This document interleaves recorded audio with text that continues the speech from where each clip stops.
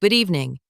We begin tonight with a developing international story involving Iran and the United States. U.S. President Donald Trump has issued a warning to Iran amid reports that executions of protesters are scheduled to take place on Wednesday. According to available information, the death toll from Iran's ongoing unrest has now exceeded 2,400 people. President Trump has warned of possible action against Iran if the executions proceed. As Wednesday's deadline approaches, global concern is growing over what could happen next. Tonight, our debate examines this crisis through a crucial lens, one that often shapes international response to internal conflicts. The angle for discussion: human rights versus national sovereignty.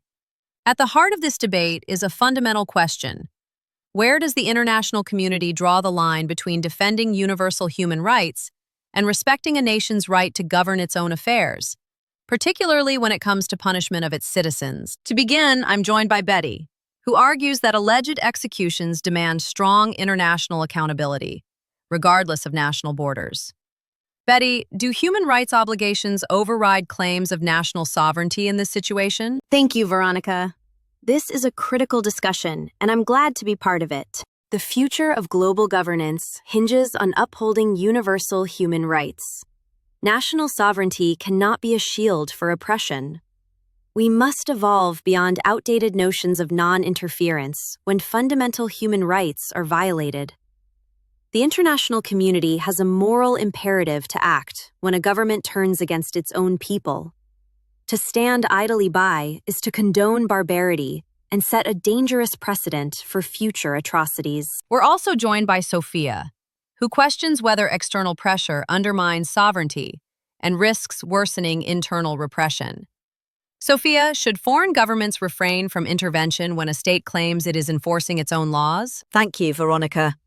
Hi, Betty. This is a super critical discussion, and I'm glad to be part of it. The road to hell is paved with good intentions. Intervention, however well-meaning, often destabilizes nations and creates power vacuums that lead to even greater suffering. National sovereignty, while not absolute, is a crucial safeguard against neo-colonialism and the imposition of external values.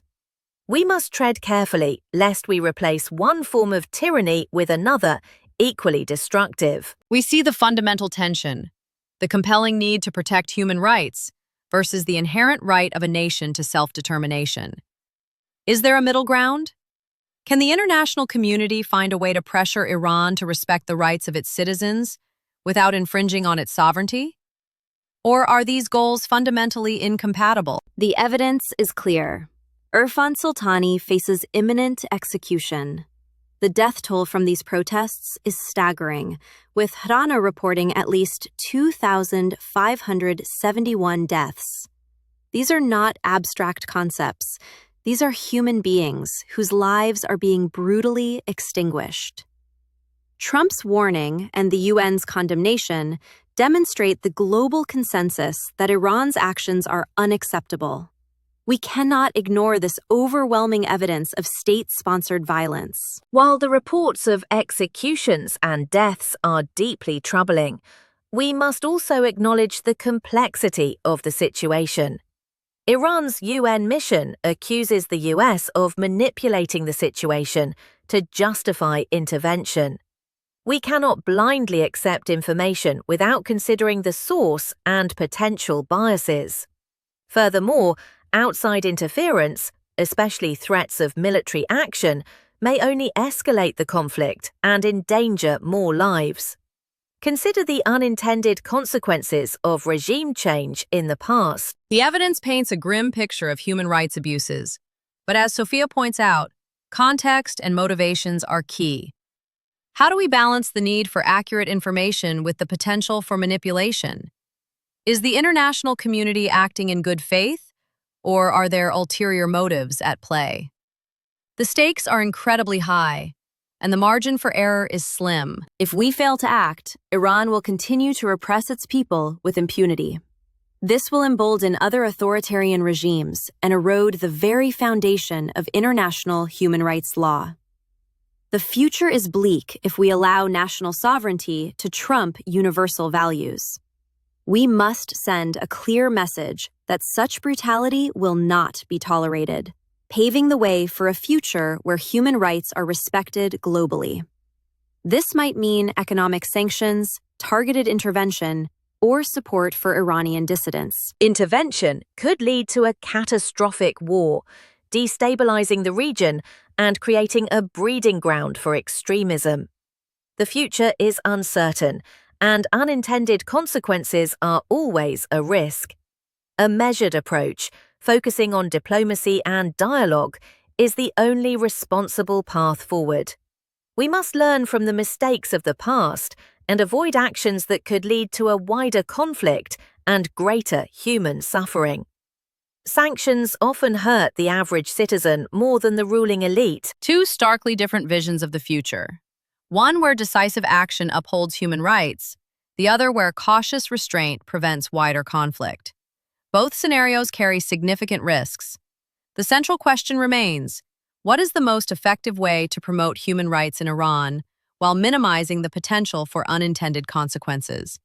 And, perhaps more importantly, who bears the responsibility for the outcome? We'll continue to follow this story closely. If you'd like updates and in-depth debates like this, consider subscribing.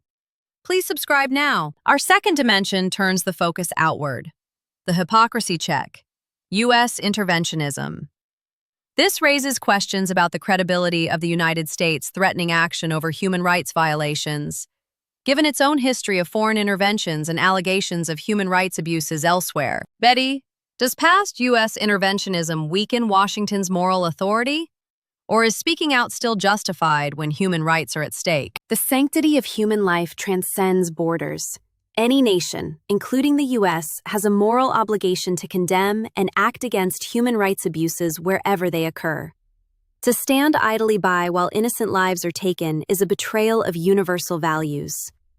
Iran's actions demand a strong, unequivocal response to deter further atrocities.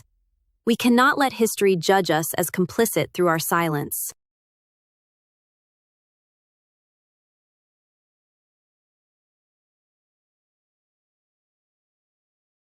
Sophia, is this a legitimate human rights warning? Or an example of selective outrage that undermines international trust? Moral outrage is a luxury afforded to those who conveniently forget their own transgressions. The US, with its long history of interventions and questionable alliances, lacks the moral high ground to dictate human rights standards to others. This isn't about saving lives. It's about geopolitical maneuvering, masked as humanitarian concern. Before pointing fingers, America needs to reckon with its own hypocrisy. We have a clash between idealism and historical realism. Is it possible to genuinely advocate for human rights while acknowledging past wrongdoings? Or does the past forever taint our present actions? The question is whether we can separate the message from the messenger. Yes, the U.S. isn't perfect, but that doesn't invalidate its current stance. Trump's warning is crucial. Ignoring the scheduled executions would signal approval of Iran's actions. We are dealing with a regime that suppresses dissent with brutal force, as evidenced by the death toll exceeding 2,400. Action, not inaction, is the moral imperative.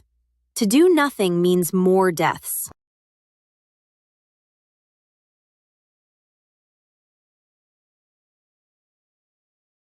Trump's warning rings hollow.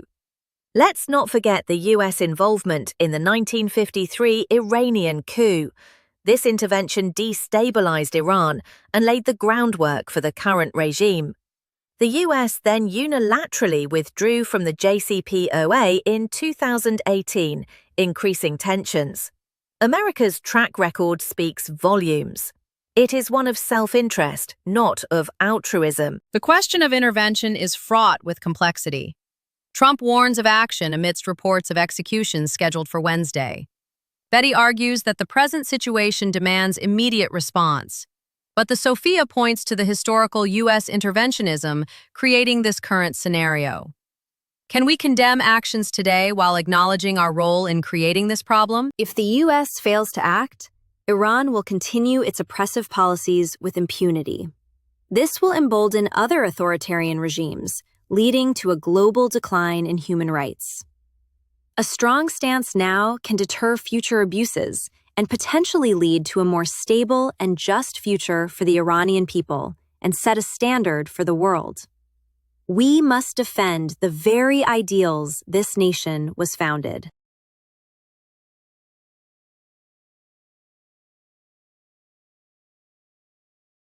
If the US intervenes, it risks further destabilizing the region and fueling anti-American sentiment. The cycle of intervention breeds resentment and creates new enemies. The US must learn from its past mistakes and pursue a strategy of diplomacy, however difficult. Continuing down this path only perpetuates conflict. With no formal diplomatic relations since 1980, the US has no moral authority. The path forward is unclear. One side advocates for decisive action to prevent further atrocities, while the other warns of the unintended consequences of intervention. The risk is simple. The current tensions could escalate, or the US does nothing and we are complicit. With the stakes so high, how do we balance the need to protect human rights with the potential to do more harm than good? We now turn to another critical dimension shaping international responses to Iran: economic leverage versus moral imperative. This debate centers on whether economic sanctions and financial pressure are the most effective and ethical tools for influencing Iran's behavior on human rights. Supporters argue such measures can force change without military action. Critics warn they often inflict the greatest harm on ordinary citizens rather than those in power. Betty, is economic pressure a moral necessity when human rights abuses are alleged? Or does it risk punishing the very population the world claims to protect? The execution of protesters in Iran is a horrific violation of human rights. We must utilize every tool at our disposal, including economic sanctions, to pressure the Iranian regime to cease these atrocities. Sanctions are a powerful, non-violent instrument that can force behavioral change by limiting the resources available to oppressive regimes. Economic pain can be a catalyst for internal reform, paving the way for a more just and democratic Iran.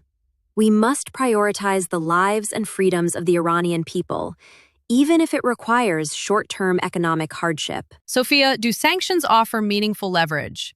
Or do they cross an ethical line by deepening civilian suffering without delivering real reform? Sanctions are a blunt instrument, rarely achieving their intended goals and often causing unintended consequences. Throughout history, economic warfare has rarely led to the desired political outcomes.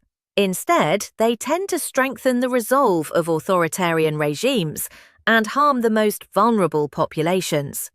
The Iranian regime is likely to use sanctions as propaganda, blaming external forces for its internal problems, thereby consolidating power and suppressing dissent. We need to be extremely cautious about wielding economic power in such a volatile situation. The core of this debate lies in the balance between immediate action to prevent human rights abuses and the potential for unintended negative consequences. Betty argues for swift, decisive intervention, leveraging economic power to force Iran's hand. Sophia cautions against the indiscriminate use of sanctions, highlighting the risk of exacerbating the suffering of the Iranian people and strengthening the regime's grip on power.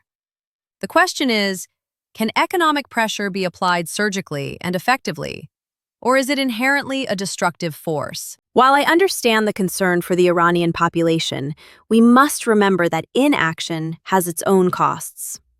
The UN experts' report on the negative impacts of US sanctions on Iran, including environmental and health consequences, highlights the need for a targeted and nuanced approach.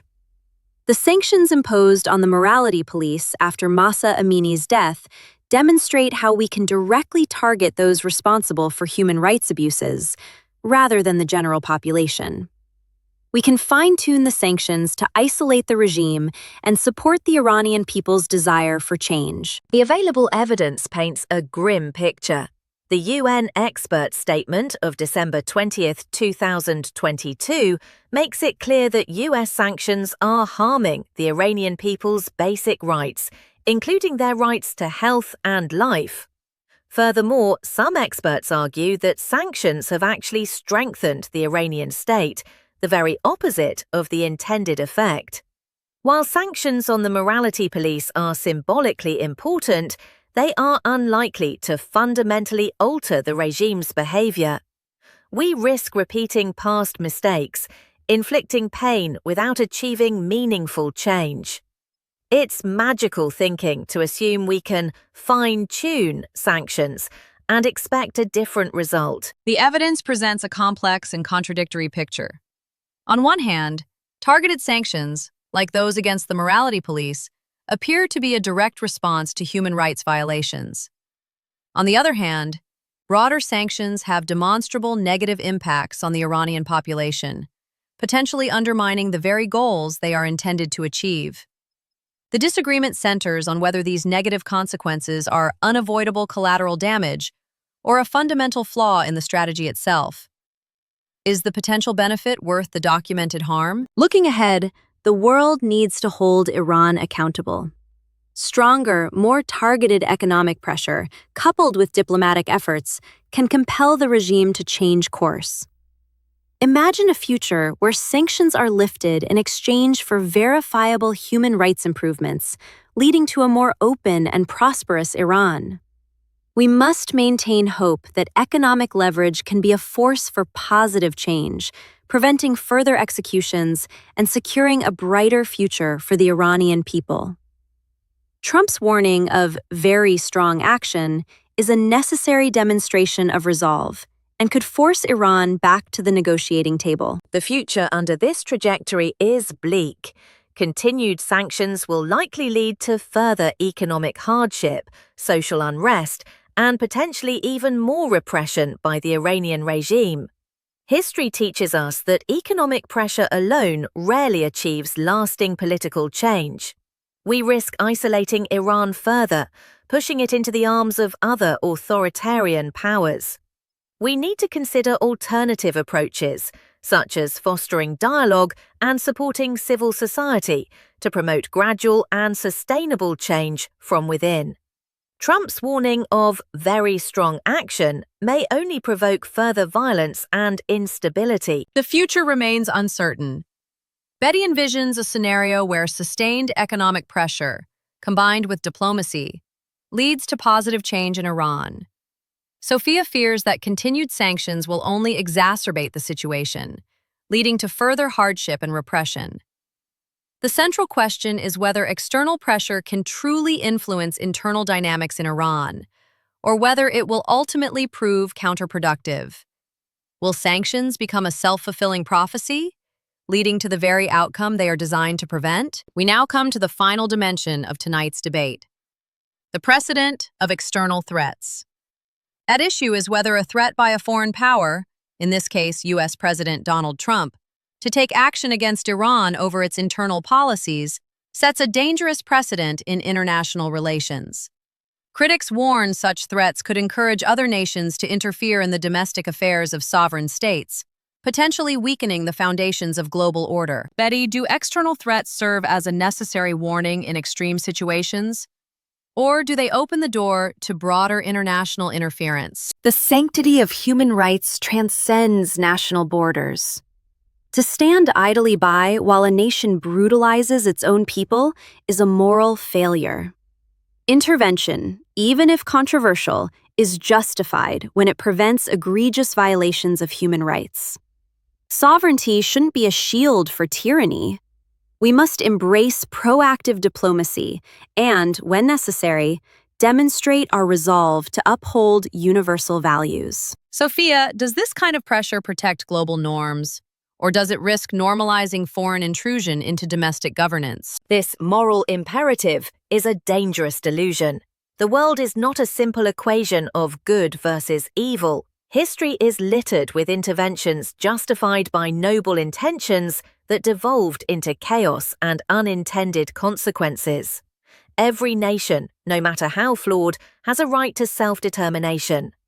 External interference, even with the best of intentions, erodes the foundations of international law and stability. We must be cautious of using human rights as a pretext for power projection. We see two distinct philosophies at play.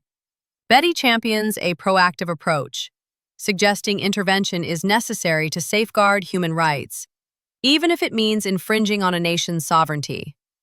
Sophia emphasizes the dangers of intervention, highlighting the potential for unintended consequences and the erosion of international law. So what? The core conflict revolves around the tension between universal values and national sovereignty. The evidence is clear. Trump's warning, while perhaps unconventional in its delivery, demonstrates a commitment to defending human rights. The imminent execution of Irfan Soltani, a 26-year-old protester, demands immediate action. We cannot stand idly by and allow this injustice to occur.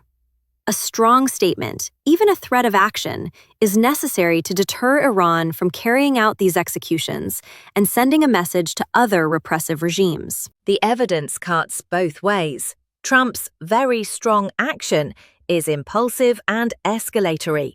It's a threat that further destabilizes an already volatile region. The contradictory reports on the death toll, Runner reporting 2,403, while Iranian officials claim around 2,000, highlight the difficulty of obtaining reliable information and the danger of acting based on incomplete or biased data. We cannot make sound judgments on the human rights situation without understanding the situation clearly. Betty emphasizes Trump's warning as a necessary deterrent, highlighting the urgency of the situation with the scheduled executions. Sophia views it as escalatory and points to conflicting casualty reports, questioning the reliability of available information. So what? The debate centers on whether Trump's approach is a calculated move to protect human rights or a reckless escalation based on incomplete information. If we allow Iran to execute protesters with impunity, we set a dangerous precedent.